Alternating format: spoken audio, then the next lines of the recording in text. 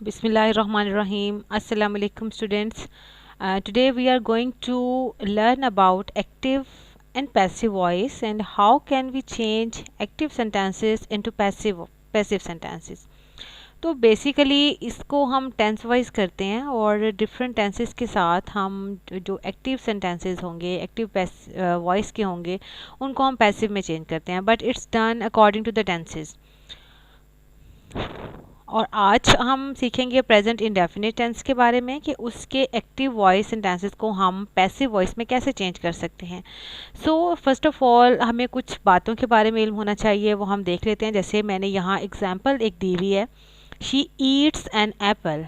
अब इस सेंटेंस में ये प्रेजेंट इंडेफिनिट का सेंटेंस है और उसमें आप देख रहे हैं कि she is highlighted, she subject है, ईट्स वर्ब है और एन एप्पल एक ऑब्जेक्ट है, मतलब जिस पे काम हुआ है उसने एप्पल, वो एप्पल खाती है। तो जिस पे काम किया जाता है उसको हम बेसिकली ऑब्जेक्ट कहते हैं, काम करने वाले को हम सब्जेक्ट कहते हैं और जो काम हो रहा होता है उसे हम वर्ब कहते हैं।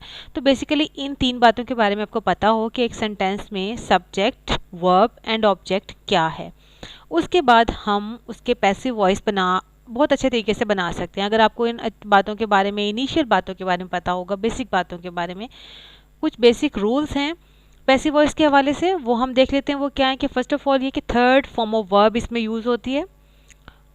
जितने भी टेंसेस में हम पैसिव वॉइस बनाएंगे, चेंज करेंगे, उसमें third form of verb use होगी और बाय वर्ड यूज़ होगा followed by third form.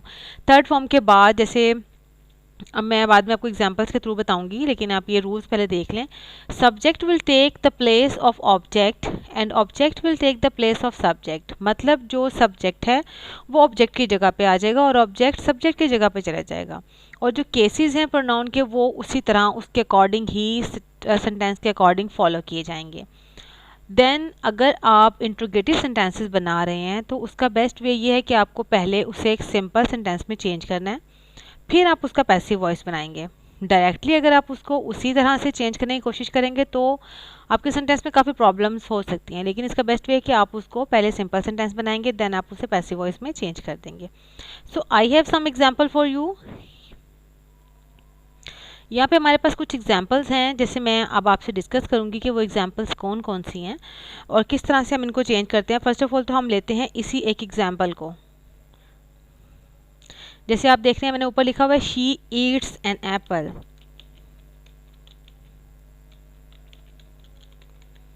Apple. अब हम क्या करेंगे, हमने रूल फॉलो कर रहे हैं कि जो सब्जेक्ट है उसको हम ले जाएंगे ऑब्जेक्ट की जगह पे। सब्जेक्ट इस सेंटेंस में क्या है, एन एप्पल, एन एप्पल। और इसके बाद एक बेसिक बात है कि ये तो जनरल रूल है ना, जो कि तमाम टेंसेस में यूज़ होते हैं, लेकिन अगर प्रेजेंट इंडेफिनिट टेंस की बात करें तो उसमें हमारे पास use of is, am, are होता है। Like an apple is a singular है तो हम इसके लिए यूज़ करेंगे इज़। और थर्ड फॉर्म ईट की क्या हो जाएगी, इटन। इटन के बाद हमने एक वर्ड यूज़ करना है, दैट इज़ बाय। और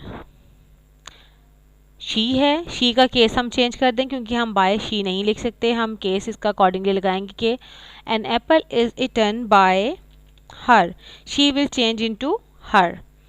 ये इसके इनिशियल्स हैं, बेसिक्स हैं, तो आपको देखना होगा कि she will change into her. इसी तरह अगर यहाँ ही होता तो he will change into him, they होता तो them, I, me, we, are. और इसी तरह से चेंजिंग्स होती हैं कि अगर वो इसके केसेस हैं वो चेंज हो जाते हैं। तो I think so this sentence, ये सेंटेंस आपकी समझ में आ गया होगा। और इसके बाद मैं आपको एक और एग्जांपल देती हूँ। Like I write a letter, I write a letter.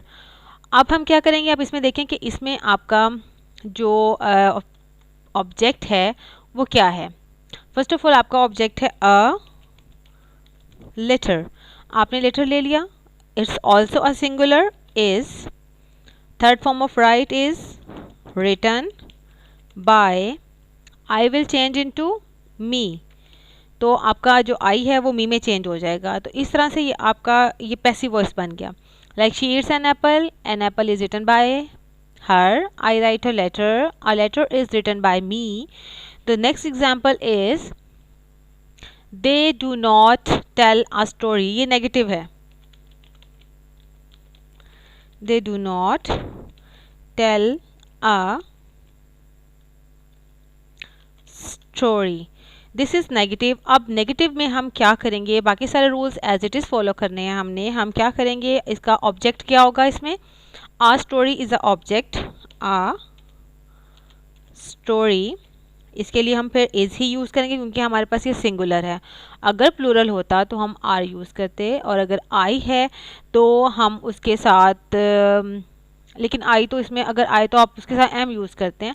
अब इस तरह के कुछ सेंटेंसेस होते हैं लेकिन हम उसका केस चेंज कर देते हैं. फिर आई एम इस पोजीशन में ज़रा मुश्किल से ही आता है तो वो एंड पे चला जाता है. A story. अब डू नॉट है. यू नो दैट कि जब भी हम इसमें यूज़ करते हैं तो हम इज़ एम आर को यूज़ करते हैं पैसिव वॉइस में. हम क्या करेंगे, story is not. Simple. Is not कर देंगे. is not. Tell, the third form of tell is told. By, they will change into them. The story is not told by them. अब आप देखेंगे ये किस तरह से इसका सेंटेंस कंप्लीट हो गया है. 3 एग्जाम्पल्स हमने कर लिए हैं. एक और एग्जाम्पल मैं आपको देती हूँ जिसमें एक देखें, एक और एग्जाम्पल है. People speak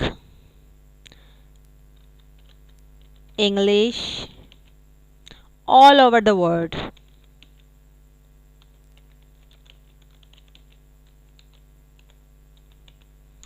People speak English all over the world.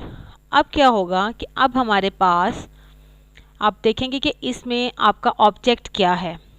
Mostly students कहते हैं कि ऑल ओवर द वर्ल्ड जो है ना ये ऑब्जेक्ट हो गया. हालांकि ये एक ऑब्जेक्ट नहीं है, ये इसका ऑब्जेक्ट है स्पीक इंग्लिश. इंग्लिश है हम बोल रहे हैं तो इट्स मीन कि speak is a verb, English is a object और पीपल जो है आपके वो सब्जेक्ट हैं. तो हम पहले इतनी ही सेंटेंस को चेंज करेंगे, उसके बाद हम all over the world as it is उसके आगे लगा देंगे जैसे यहाँ पर लगा हुआ है. तो let's change this sentence. English is speak spoken. Third form is spoken. Is spoken by people, by people all over the world. ये दो तरह से सेंटेंस बन सकता है. by people all over the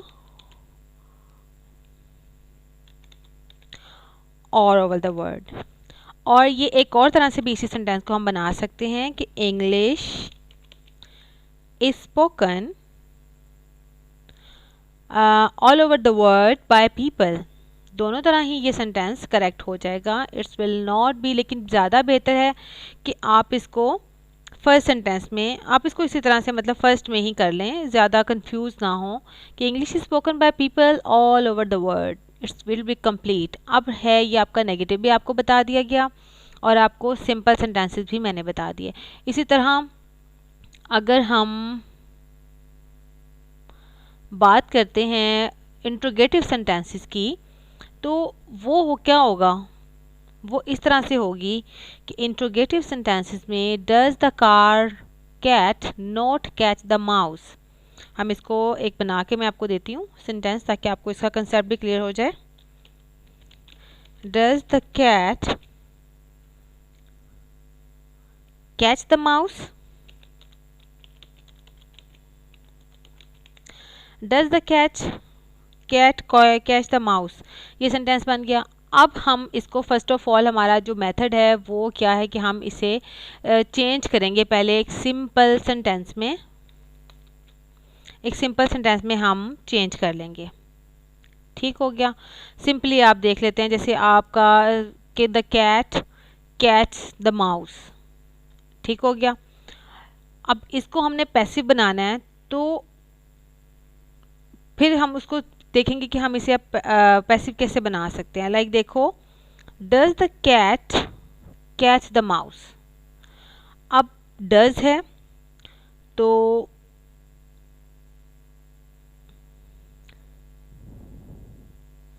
the cat cats the mouse. Simple sentence बन गया इसका। अब सिंपल के बाद हमने देखना है कि अब हम इसमें क्या चेंजिंग कर सकते हैं, हमारा ऑब्जेक्ट क्या है और हम कैसे इसे चेंज करेंगे। अब अगर हम इसी सेंटेंस को इज़ एम आर के साथ करते हैं तो अब देखो कि आपको पता चल रहा है, आइडिया हो रहा है ना कि आपका इसमें ऑब्जेक्ट क्या है। तो हम इसे चेंज करने के लिए फर्स्ट ऑफ ऑल ये सब समझाने के लिए मैंने इसको बताया कि आप इसे देख लें कि आपका ऑब्जेक्ट क्लियर हो जाए, आपका सब्जेक्ट क्लियर हो जाए और आपका इसमें ये देखें। अब मैं इसको यहाँ से रिमूव कर रही हूँ ताकि आप कंफ्यूज ना हो। मैं सिर्फ यहाँ पर पैसिव वॉइस लिखूंगी, ठीक है। अब डज था, द माउस हमारा